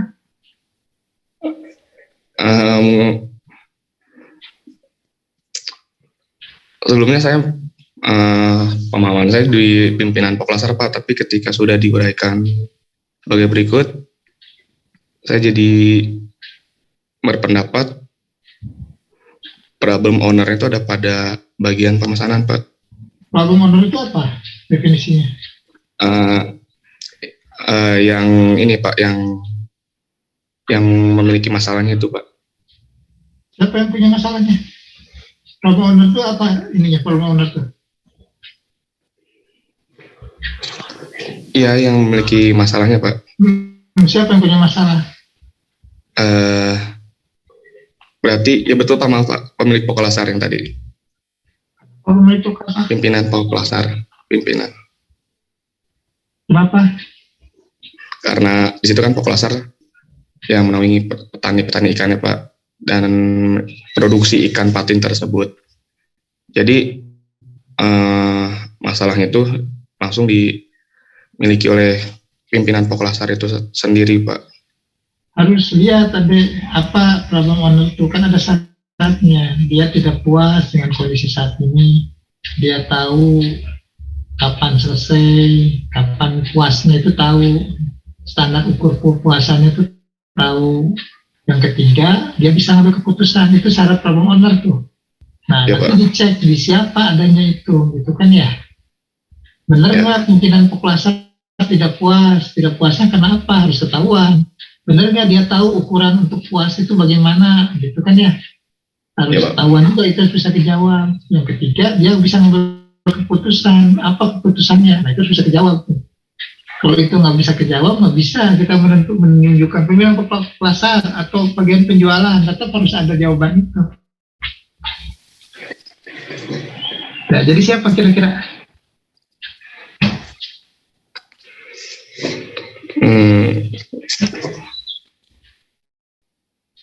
Tetap di pimpinan ya Pak. Karena alasannya, alasannya deh.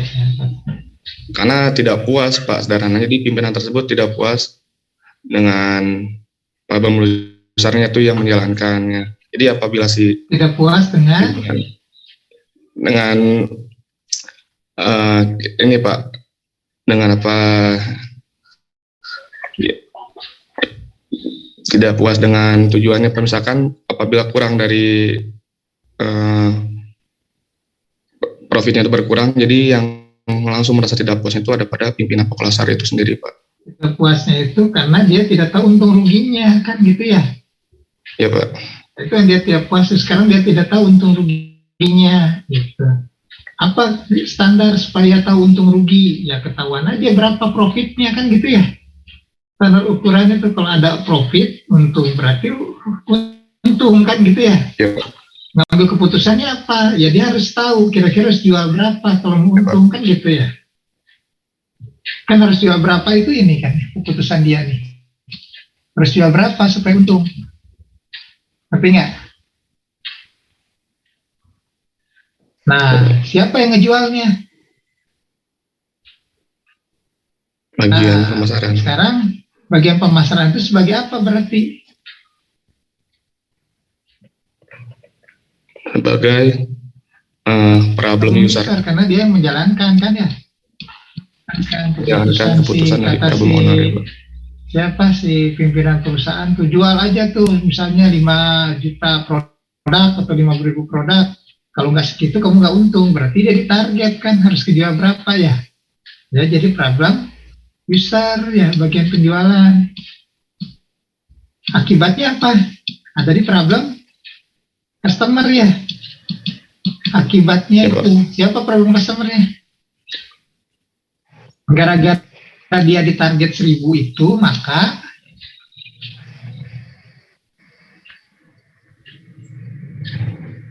gara-gara ditarget 1.000 produk harus terjual, maka Ya, Pak, bagaimana? apa? Mana, Pak? Putus-putus. Gara-gara dia harus menjual 1.000 produk misalnya gitu kan ya. Ya. Gara-gara Ya, Pak. problem user si penjualan ditarget 1.000 produk, maka gimana? Problem customer siapa? Problem customer-nya itu di bagian supplier ikan ya, Pak. Bagian produksi. Produksi harus buat lebih dari 1.000. Gimana mau ngejual 1.000 kalau buatnya cuma 500 kan ya? Iya, Betul Pak. nggak? Dia harus menjual, Betul, Pak. membuat produk minimal 1.000. Nah, 1.000 ya, Pak. Dan siapa? Bagian pemesanan. Maka dia harus mengkonversi 1.000 itu jadi berapa ton kan gitu ya? Ya, Pak. Nah itu jadi problem customer, bagian produksi, barangkali bagian pemesanan, dan tentu saja si suppliernya harus bisa memenuhi kan gitu ya dampaknya itu. Ya, Pak. Ya, Pak. Problem analisnya siapa? Bagian keuangan dan mahasiswa TI, Pak. Nah, mungkin mahasiswa TI gitu kan ya, atau siapalah, ada manajer atau kalau di soalnya saya lupa ada manajernya atau apa nggak yang bagian hitung itu, mungkin bagian keuangan yang hitung itu mungkin gitu ya misalnya. Ya, Pak. Terus siapa di sana ya? Penting nggak? Gitu ya. Ya, Pak. Nah, sekarang saya mau lihat yang influence-nya. Influence coba. Ini saya nggak bahas semua ya ini. Waktunya nih. Influence-nya mana influence? Nah gimana? Saya mau ngecek verifikasi aja yang tadi sambil verifikasi. Ini Ya, Pak. paling bawah itu apa tuh? Profit. Profit itu sebagai output, Pak. Ini udah jelas. Tadi kan BP-nya BP apa itu tadi ya, rupiah, harusnya kan unit berapa yang dijual kan. Profit BP itu per unit, ya. dari mana logikanya dapat profit? Dari nilai penjualan dikurangi total biaya, Pak. Mana penjualan? Penjualan yang Di sini ini dari total biaya produksi dengan pendapatan, Pak. Di situ ada. penjualan, mana penjualan? Dari itu, Pak, pendapatan. Oh ini pendapatan. Iya. Dengan total biaya produksi dan BP itu sendiri. Oke, dari pendapatan dari sini ya. Iya, Pak. Oke, pendapatan. Pendapatan coba ke atasin sedikit. Supaya saya lihat.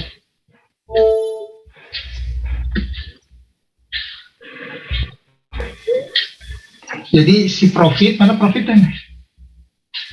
Ini, Pak, yang kuning.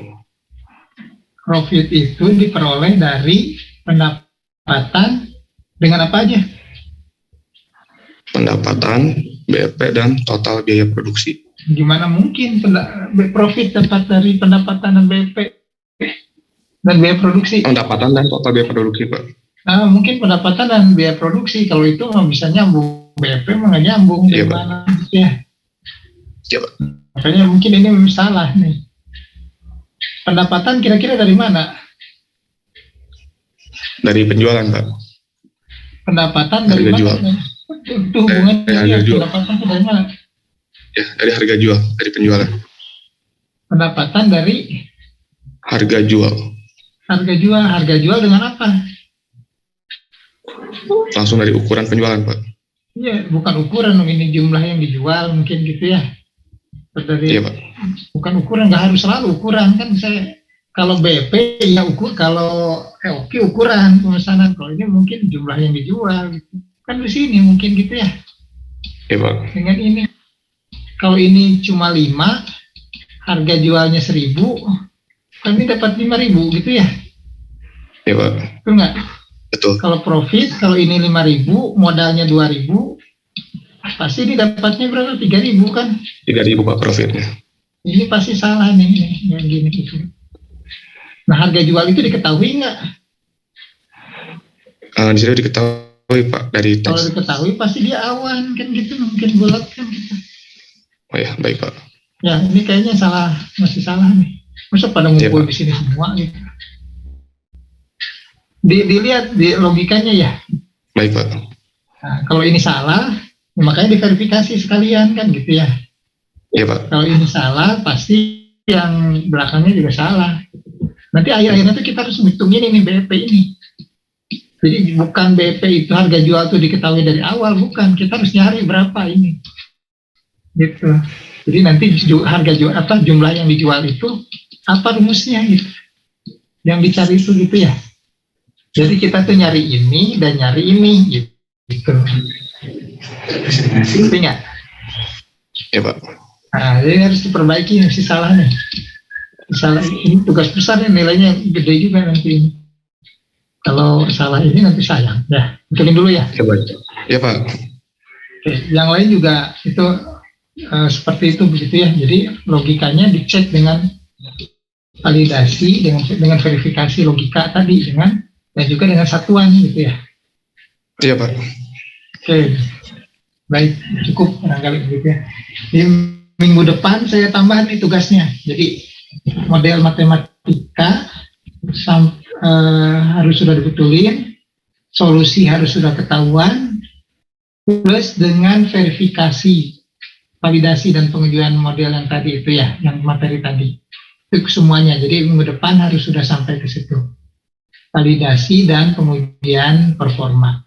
Nah, kalau ternyata data yang ada di soal itu kurang, maka silahkan tambahkan data secukupnya kalau dianggap kurang.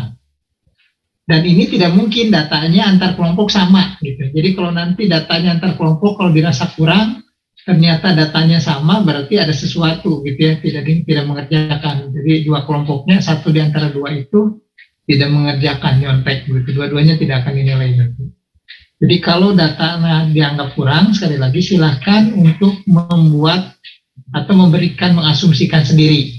Dan tidak boleh sama dengan kelompok yang lain. Bisa jadi beda logikanya, sama ini beda, sama yang lain beda. Nah, itu yang akan membedakan nanti di setiap kelompok. Ya. Bisa difahami?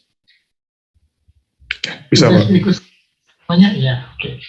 Baik, jadi nanti minggu depan kita akan ketemu. Agendanya 2 sama, saya akan menerangkan dulu. Yang pertama, di sesi pertama saya akan menerangkan dulu tentang sensitivity analysis. Kemudian di sesi 2 saya akan minta satu kelompok gitu untuk menerangkan gitu. Nah, nanti kalau sudah lengkap semua minggu depannya Anda sudah mengerjakan sampai semua selesai. Kemudian dibuatkan dalam bentuk laporan, format laporan bab 1, bab 2, bab 3, bab 4. Nanti saya akan minta seperti itu. Kemudian nanti kita akan mengadakan sesi presentasi gitu ya. Tiap kelompok nanti diwakili oleh satu orang. Saya akan tunjuk nanti orangnya. Tiap orang harus punya slide-nya masing-masing. Jadi nanti akan saya tunjuk. Barangkali kalau saya tunjuk ternyata kebetulan nggak bisa off-cam atau apa, berarti saya anggap kelompok itu tidak presentasi gitu ya. Jadi cari gimana caranya supaya bisa hadir, karena itu barangkali bagian dari nilai gitu ya. Jadi nilai satu orang itu akan menjadikan nilai untuk kelompok. Misalkan kalau Anda punya kelompok 3 orang, 2 orangnya bisa, 1 orang nggak bisa, 1 orang itu presentasi salah, maka yang 2 orang di atasnya itu dia nilainya adalah nilai 1 orang yang tadi. Tapi juga saya adil juga, kebetulan 3 orang itu yang mengerjakan 1 orang, dan saya tunjuk itu 1 orang yang mengerjakan. Maka yang 2 orang itu menjadi nilainya ke bawah sama yang presentasi yang bagus itu. Jadi intinya adalah nilai presentasi, nilai orang yang presentasi akan mewakili nilai anggotanya yang lain. Maka dari itu silakan mengerjakan secara bersama-sama, begitu ya, bekerja sama dan sama-sama bekerja harus sampai mengerti supaya nanti nilainya bagus. Bisa dipahami? Kalau bisa saya cukupkan dulu sampai di sini. Silakan ketua kelas untuk mengabsen yang hadir, kemudian diserahkan ke Pak Egi dan ditembuskan ke saya. Gitu. Kalau materinya yang saya sudah mengirimkan di minggu kemarin. Di hari kemarin. Baik, terima kasih. Sampai ketemu minggu depan. Jangan lupa tugasnya dikerjakan. Gitu ya. Terima kasih. Assalamualaikum warahmatullahi wabarakatuh. Waalaikumsalam warahmatullahi wabarakatuh. Terima kasih, Pak. Oke, saya tutup ya.